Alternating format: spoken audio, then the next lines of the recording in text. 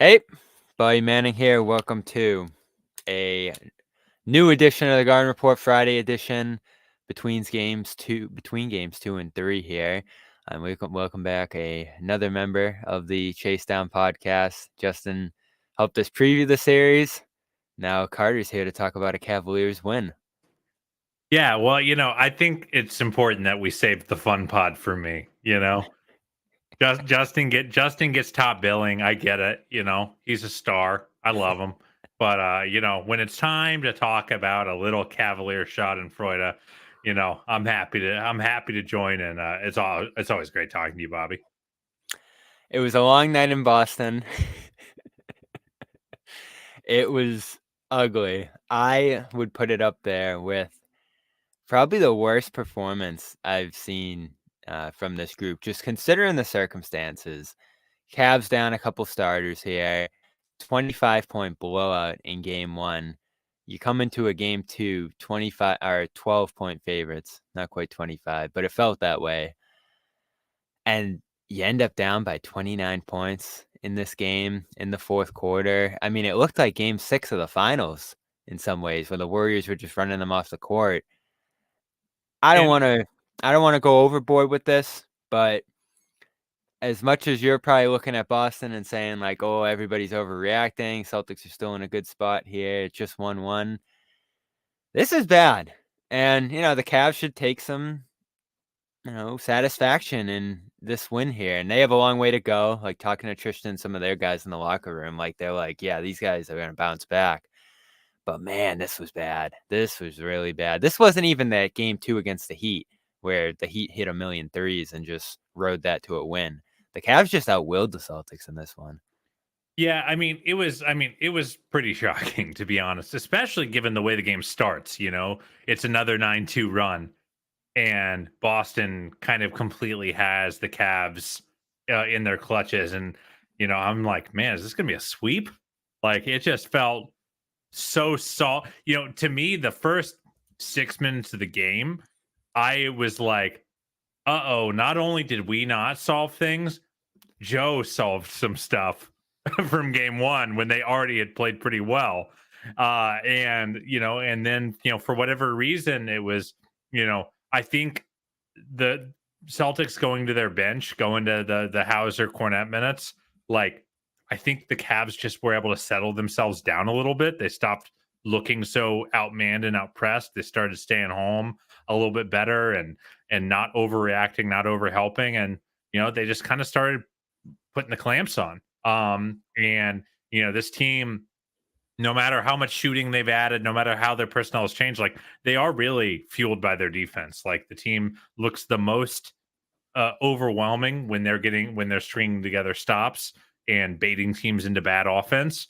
And that's exactly what they did. It was, a stunning result. Frankly, this is a team that JB, I think, had been outscored by an average of 20 points on the road in his 8-game playoff career in road games up to this point. And all the road games in Orlando were pretty ugly. All the road games in New York last year were pretty ugly. So, man, it was a stunner. There's a reason it was the biggest win by a double-digit underdog since like 1991 because it felt monumentous. Yeah, and I think JB was the big winner. He came out with a great game plan here, and I remember him after game one being like, "This is going to be a long series." I know some Celtics fans were laughing at that after that game and saying, "We got Tatum held up, but we got to get out to those other guys too." And it's one of those things where you say you're going to do it, but it's tougher to actually practice because you could have imagined them shifting their focus from Tatum to the Whites and Browns of the world, and then Tatum going off at that point. But they held everybody down effectively in this game. Horford hit some shots early. I think he started 3 or 4 from 3. They were clearly shying away from him, but he didn't end up hurting them. And the staggering number in this game that really makes it one of the all-time defensive performances I think I've seen is 77% from ESPN of the Celtics threes were heavily contested in this game. And they, of course, outshot, in terms of total three-point attempts, the Cavs here, but they couldn't hit them. And Cavs did a great job converting theirs. getting to the rim early, you saw it. They wanted to involve Mobley. They wanted to get the ball in his hands. They wanted to get him comfortable out there because it had been rough for him in game one. And I didn't know how he was going to be able to get it going, but they just made such a concerted effort to find him. And, the big thing at shoot around going into game two, Carter, was they were like, we shot 80% at the rim in game one. I was like, "Oh, all right." So they go back there again and again and again, and they just took advantage of the Celtics, whether it was Horford in there, Cornette, they certainly took advantage of, and then they tried to go to Tillman, and that really didn't work either, but more for offensive reasons, I felt like. So it was a great game plan. JB, I'm sure he's received plenty of criticism on the Cleveland side, but this was a good one. This was a big one for him.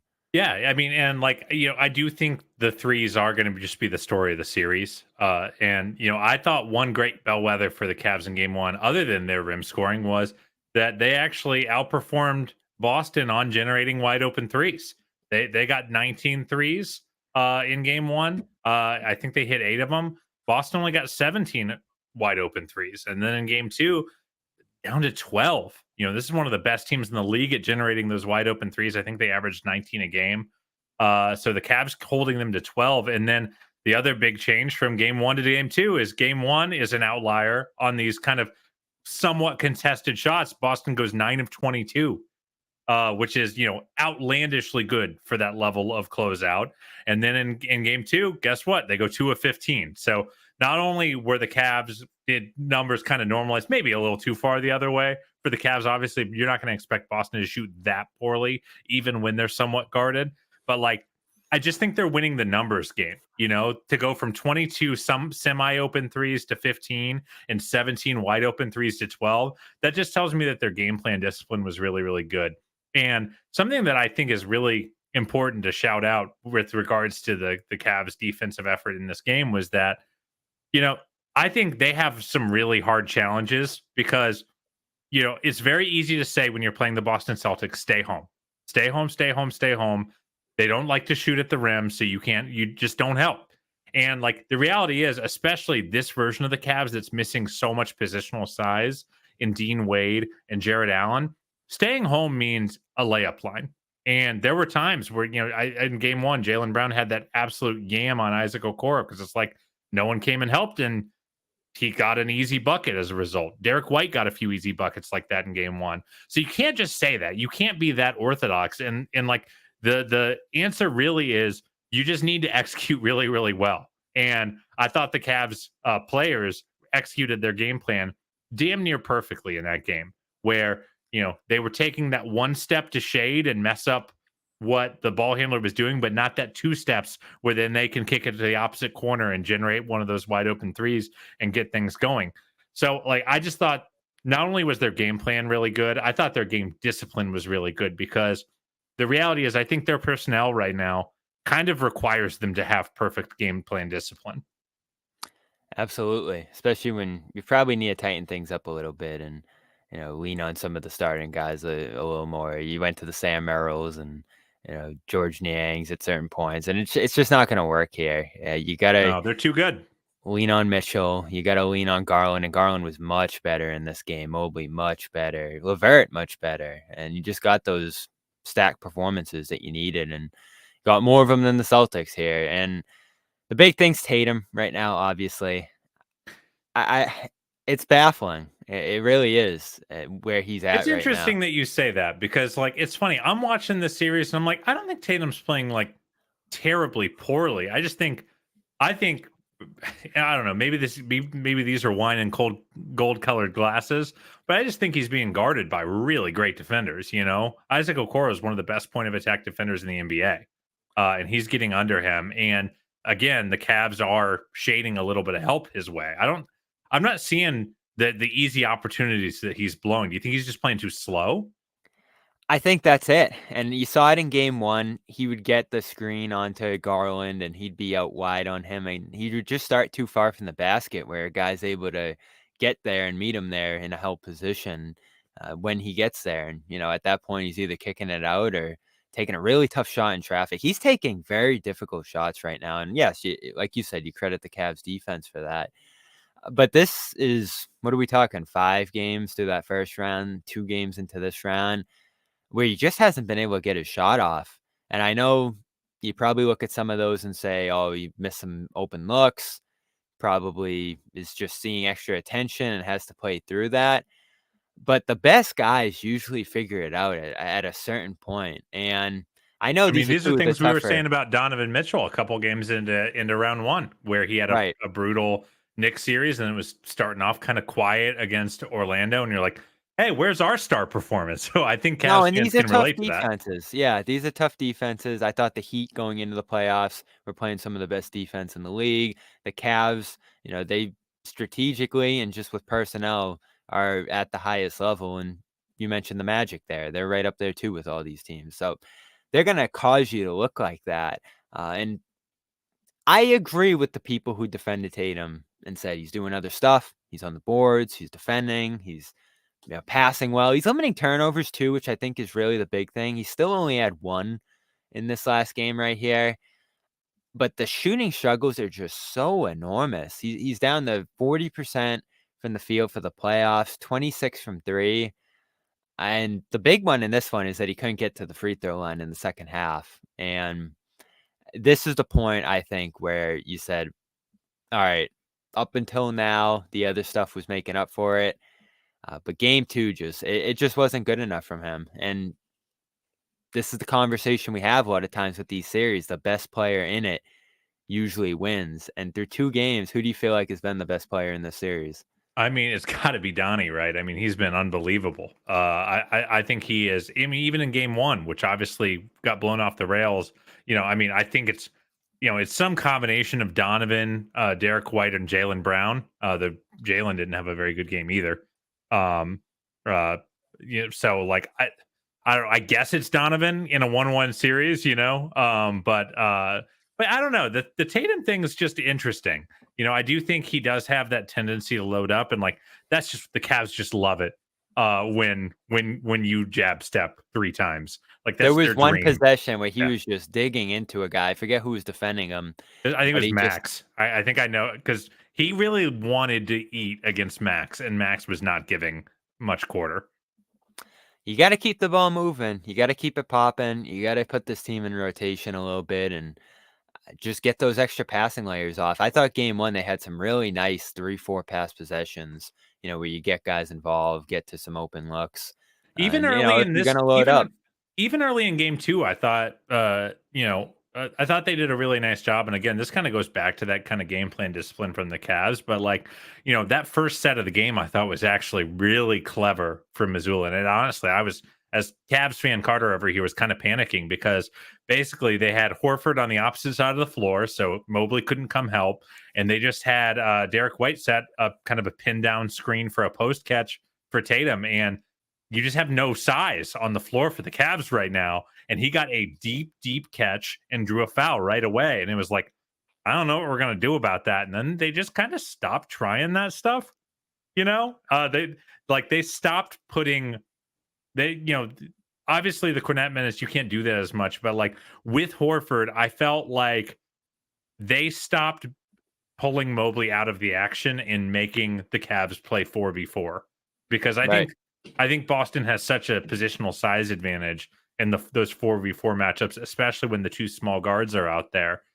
And so I think that's a scab they can kind of go back to picking is like, because the Cavs just don't have any power forwards right now. Obviously, Dean Wade really changes the calculus there, but Marcus Morris hasn't been good enough. Niang's been, had an absolutely brutal postseason.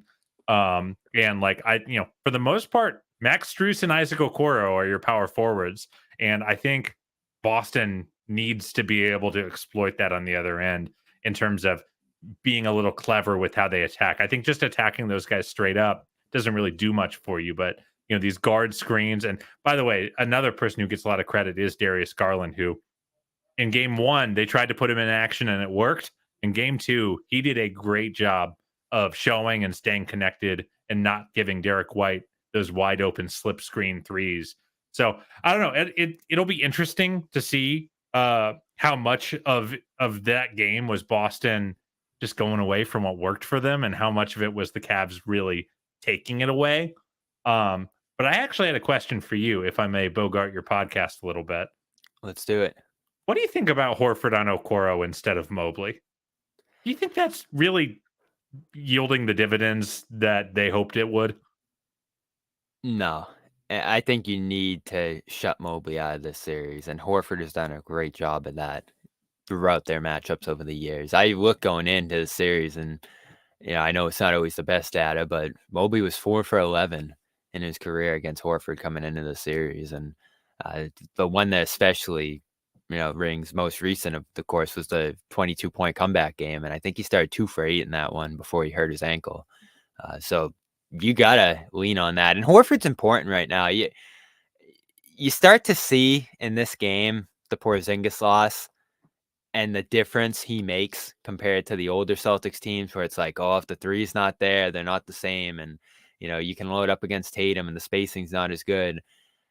They miss Porzingis right now. And they didn't do those first 2 games without him. In this spot where, Horford's not as much of a rim protector and you try to use him in that role, doesn't really work. The pick and roll coverage is a little off there. They didn't utilize him great on that end, obviously. And then on offense, like you said, they're going to him early.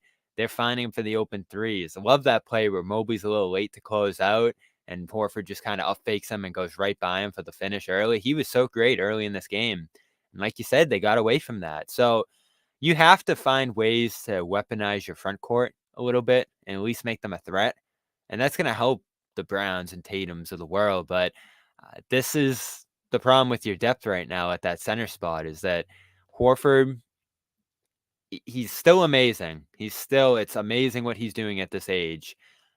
But the one area where he's probably regressed the most is being able to do that heavy lifting offensively. Like, can you go to him for 8, 9, 10 threes? Can you go to him in the post against mismatches?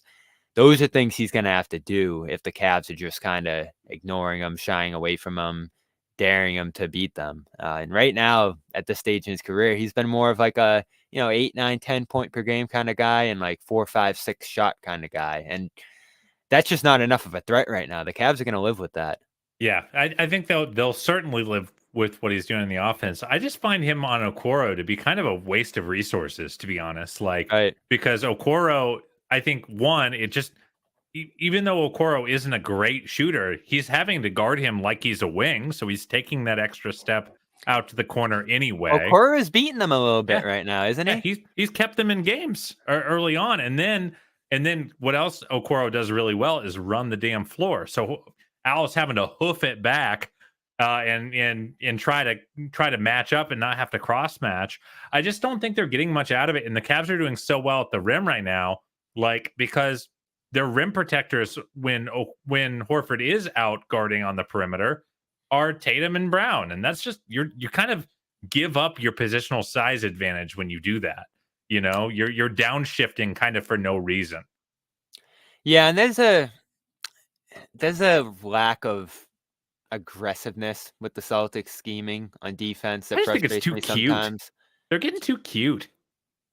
And they've done it in spots. They were the number 2 defense during the year. I think they take a real analytical approach to it. And it was one of the advantages I thought they had going into the series because the Cavs don't really shoot mid-rangers. That surprised me coming in. Is that they just don't go to that spot. And so you want to drop back Horford. You want to drop him off an Okoro and just kind of ignore him and have him be at the rim. That makes some sense analytically, but then you're getting Okoro stepping into those shots. You're not having Horford as involved in some of the actions. And the Cavs are just basically bringing offense to the Celtics. And that was another thing they talked a lot about after game 1 was, we only had 95 points, but we only turned the ball over like 5 times in that first game. The Celtics just aren't disrupting them right now. And I feel like in this game especially, I said this a lot after it, if the Celtics just defended with some real force and, met their potential on that end of the floor, they still might have lost this game, but it would have been close. Like this should have never been a blowout. The No, Celtics, with the talent they have, shouldn't be getting blown out like this. And that was no. a defensive issue, I felt like, in this game. But they always point to the offense. It's always the spacing and the way they set up their defense on offense. And that's just kind of the mindset Joe has. And that's sometimes where I've been a little bit critical of him and his approach. Yeah, and to your point about that forcefulness, I really do think that the Cavs guards are like, oh, thank God Jalen Suggs isn't here anymore. Right. Like And that shouldn't be the case when you're going against Derek White and Drew I just Holiday. think it's a different brand of soda, like those guys they're physical, but they're not. I feel like they use their physicality differently, like I The feel like Magic they're fouled more than anyone in the league, yeah, right? exactly. And like Derek White is like a cobra, waiting. He's just constantly springing ready to strike to block your jumper. And Drew, I think, is much more of a bully at this stage of his career in terms of Right. you try to go into his chest and he doesn't move. Whereas Suggs was bringing the fight to Garland and to Donovan and making them back up and challenging their dribble. Like I haven't really seen them challenge either of these Celtics guards really challenge the Cavs ball handling. I think a lot of And that scheming. yeah, and I think part of it is that deep drop coverage where, I think Orlando was much more comfortable playing at the level or even switching. That those drops are deep, man. They were sometimes underneath the free throw line. And And it's like, different when it's Horford doing it versus Porzingis, you know? yeah, so you have to like they have to like play a little bit more fundamentally, I think, within that scheme. I will say this, dude. I think if I'm a Celtics fan, the thing that would freak me out the most is that they were so lost trying to contain the guards in game 2 that they went to those hard traps. Like that felt like living on one end of the spectrum and then just flying to the other side. And the Cavs have been begging to get two on the ball in these last two playoff series they've had, so they can get teams into rotation and let their shooters actually get open shots. And what happened as soon as they started trapping? They found Strus in the corner for 2 threes. Like that felt like a way too wide of a swing. And I wonder if that's what they're going to come out doing in game 3, or if they're going to try to middle it. Yeah, and that goes back to the Mobley point. When he's that comfortable early and he gets the ball that many times early, he's ready to beat you out of those kind of sets. So it all just worked for the Cavs in this one. And, that leads to our next question here. But I do want to shout out our sponsor here before we continue, Prize Picks. It's a big time for Prize Picks. We got Caitlin Clark's debut coming up on Tuesday. And right now, they are offering more than 0.5 points. I think she's going to get it. I think she's going to put up 1 point in that game. So you go over there. You can add that to any one of your daily fantasy sports teams that you build over here right now. Of course, there are daily fantasy sports partner here at CLNS Media and the Garden Report. Use the code CLNS. Get a 100% deposit match up to $100. What is it?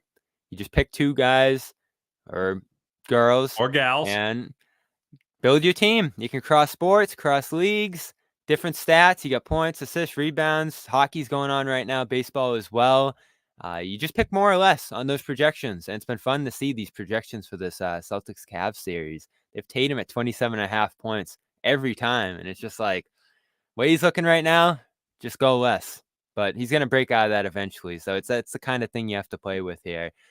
We had Pritchard more and White less last game, which worked. So go check it out. Go use the code CLNS to support us. Get that deposit match.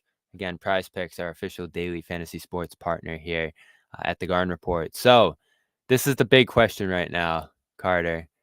Is this a series? I think it's a series until the Celtics prove otherwise. At this point, I think to some extent, the pressure. Well, actually, I might contradict my own take there, because the pressure. I do think the Cavs have to go win Game 3. Because if the Celtics come out and win Game 3 by 20, I think all the talk of the last 24 hours kind of just washes away, and we go, oh, okay, they just had a bad game. But if the Cavs come out and take care of business at home, and Cleveland's going to be so loud. Paolo I'm excited to Banchero, see it. yeah, Paolo Banchero noted after the series that the crowd really was a factor in terms of their experience, which I appreciated that level of honesty, by the way, for a first time playoff appearance out of Mr. Banchero. But like I just thought, I think this crowd is going to be ravenous. People like playing against Boston. That's just the truth of it. They they love the idea of beating Boston. It's going to They get were chanting, "We want Boston," right? Right after the Heat yeah, game. they were. So this crowd really is going to come loud. And if the Cavs, take a series lead, then it is most certainly a series. Um, but if Boston kind of takes over, I think everyone, and probably including me a little bit, are going to sink back into the okay. Well, that was a really fun game, but you're going up against a great, great team, and this Cavs team just isn't whole. It's actually a good time. I hate to stack reads, but you're hyping up game 3. You want tickets? Go over to Game Time. Get $20 off your first We're well endowed with sponsors here, Carter. The Game Time app, it's the best way to get tickets right up into and almost after tip off too. Sometimes the best deals are right after tip off over on the Game Time app. That's what makes it great. Used it even before they've partnered with us here. They're offering $20 off your first purchase with the code CLNS. Get $20 off. Just download the app and use that code. Terms apply, of course. And if you're traveling to Cleveland, or even there's going to be a game 5 now next Wednesday. So go check it out over there. Download it. Use that code CLNS and get yourself some tickets to this series. Shout out to them. Great sponsor over at the Game Time app. So it is going to be a raucous environment. It is going to be fun. I'm excited to go, Carter. What's the experience like there? I mean, a playoff crowd in Cleveland is really, really fun. Obviously, you have the natural stuff that's going to come. You're going to have the screaming. You're going to have people, yelling at the refs and all that stuff. But I will say something I really love about going to Cavs games, especially in the postseason, is it is a ball-knowing crowd. I always think about in one of the play-in games a couple years ago. Karras fought off like John Collins for a deep post up for like 10 seconds. Collins got a seal. Karras pushed him out and really worked his ass off and kind of blew up what was going to be a really good opportunity. Got a standing ovation from the Cavs crowd, even though like there wasn't an action on the play. It was just like the crowd saw a guy working hard to dig out of a bad spot, and they wanted to give him that kind of love. So like it's a ball knowing crowd. It's a loud, loud, loud crowd. I couldn't believe how loud it was in the Orlando series. I kind of expected a bit of a sleepy group, compared to like going and playing the Knicks, a glamour franchise, like the vibes were rough at the end of the year. So I was like, oh, is it going to be a bit of a kind of a withdrawn environment in Cleveland? And it was not. It was so loud I couldn't hear the whistle like 5 or 6 times in games 1 and 2 of that series. So I think it's going to be a really, really fun one. And, it's just going to be a matter of like, are you going to get that kind of performance out of the guards again? Because they go as they go, the Cleveland Cavaliers go most of the time. Yeah, and they went 4-0, of course, in that series at home. So they're going to continue to defend that here.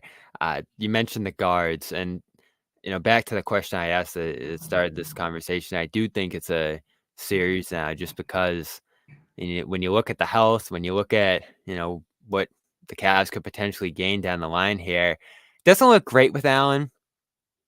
I didn't see No. him at shoot around at all. Just seems like he's really hurt. So I just can't imagine that happening anytime soon. Maybe at some point down the line in this series, but you do have the hope of that coming potentially for the Cavs here. I just don't think Porzingis will be back in this series at all, just based on the timeline. And then you got Wade, who he's on the court, he's starting to do a little bit more. He's a guy that can really help them here. And then you Yeah. mentioned the guards, like they're looking good. Like I had some worry about Mitchell coming into the series because he looked banged up in round 1. He didn't look like himself. He shot 25% from 3, and he's just been incredible. And what impresses me most, obviously, there's a lot of talk around him right now.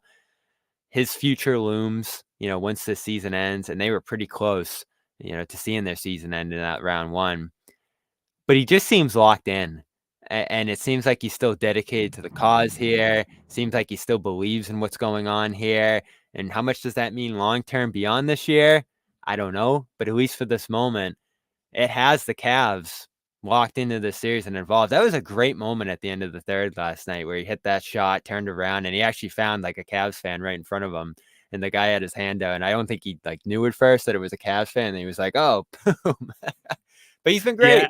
great. He's been really cool. I mean, I think him building up Darius Garland in Game 7 on the bench after Darius is just having this nightmare kind of first half, and seeing him, like completely enveloping him on the bench, trying to build him up, was one of my favorite moments. You know, of this era, to be frank. And then when Darius hits that backbreaker three to kind of put them up double digits in that game, it was the most genuine, like brotherly hug I've ever seen between two players on a team I've rooted for. Like you could just tell he was so rooting for his guy in that moment. And like, I won't pretend to know Donovan Mitchell's heart. I don't know what he wants to do long term, or if this is if this is not really his long term future or not. I don't know, but like one thing I think I do know wholesale about him is like I just don't think this dude is going to be like one of those quiet quitters, where like, oh, things aren't going great, so I'm going to start distancing myself a little bit. Right. Like, no, he's been bought in wholesale, and that tells me that he's a guy who, no matter what his like professional ambitions are, and I think that should always be somewhat church and state separate from, how you feel about the court, but no matter what his professional ambitions are, like when he's here to work, he's here to work. When he's with the group he's with, he's there to lift them up. First thing he does post game last night was shout out Evan Mobley, and kind of try to celebrate him. So I think he's been an unbelievable leader for this team through this postseason so far that has had some real ups and downs. And like, I'm really glad to have someone like Donovan both on the floor and off the floor. Yeah, and shout out to Mobley. I didn't know he had that in him, what he showed Yeah. last night. I just thought he was gonna continue to struggle in this series. It's been a bad matchup for him. It didn't seem like they could get him the ball in his spots. And, I know talking to Justin before this series, he prefers him at the 4 a little bit more. But he was just awesome in this game. And again, I go back to that game plan of empowering him early. It was so clear that's what they were trying to do. Well, he got like a That was running big. start in the fourth too. He Yeah, had a after a couple brutal first three fouls. quarters, then had 10 points in the fourth quarter, and then I just felt like he kind of used that momentum to It's a good point. Yeah, yeah, yeah, in launch into game game 1. two. And then, he hits the foul trouble in the 3rd quarter of this one, and Tristan picked them up, which was huge too. Those are some important Tristan minutes there, and Bobby, he was happy about that. there's death, taxes, and Tristan Thompson dominating Al Horford's team in the postseason. I didn't think I'd see it in 2024, but there he is. There's been a long running history of Tristan Thompson as Al Horford's father jokes in Cleveland, literally coming up on a decade of those kinds of jokes.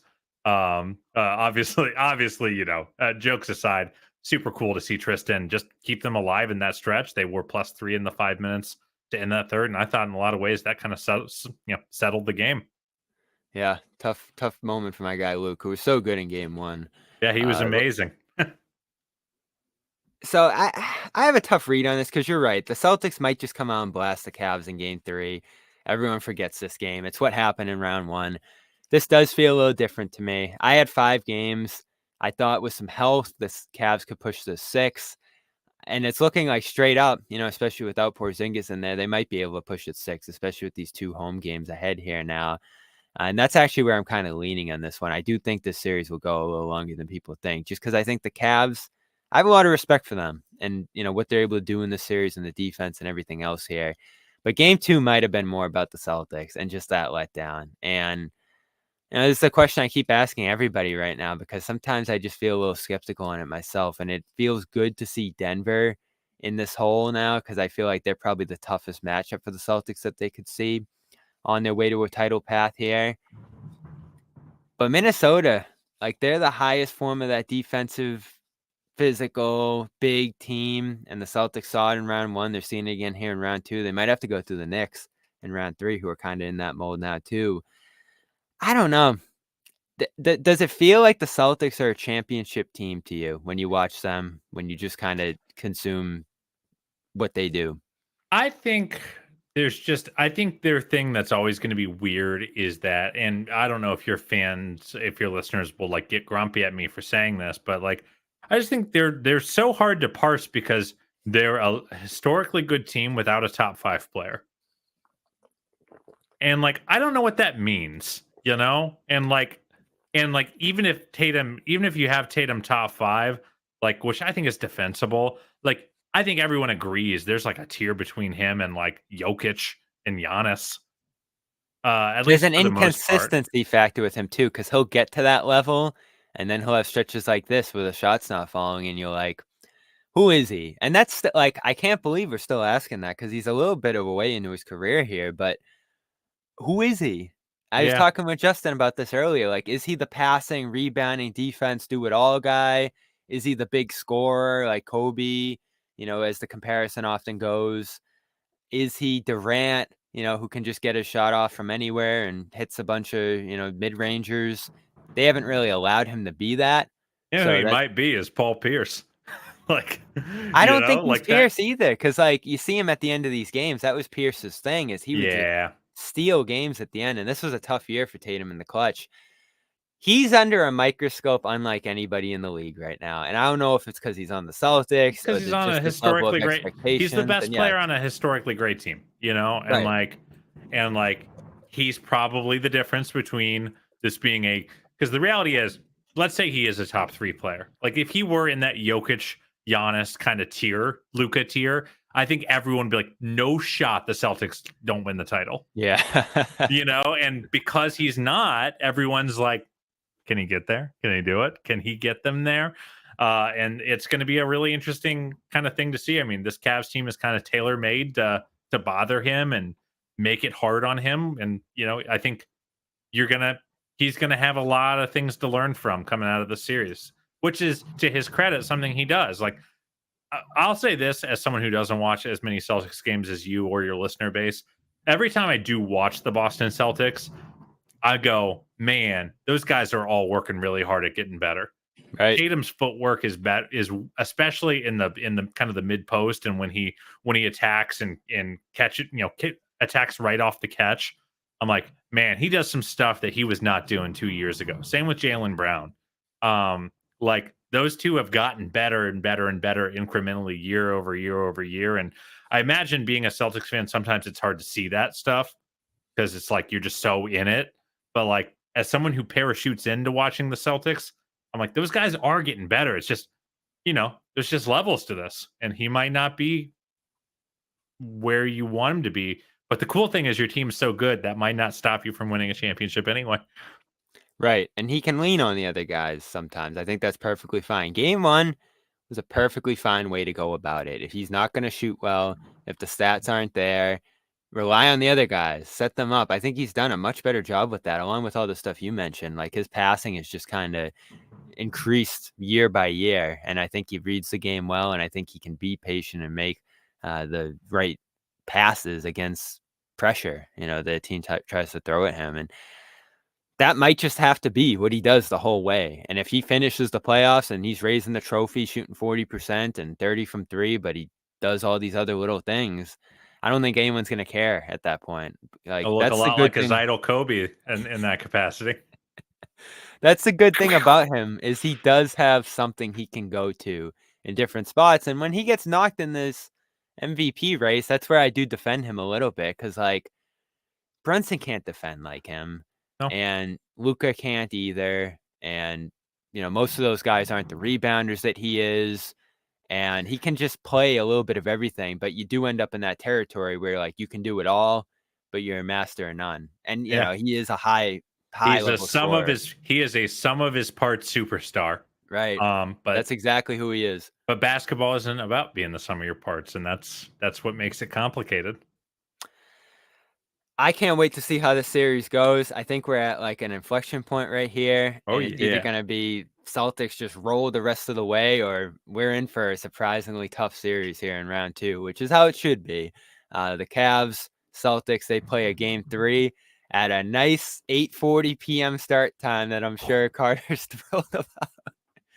I'm gonna be so tired Sunday morning. It's fine. It's fine. It's fine. It's Saturday. I'm excited to see Cleveland.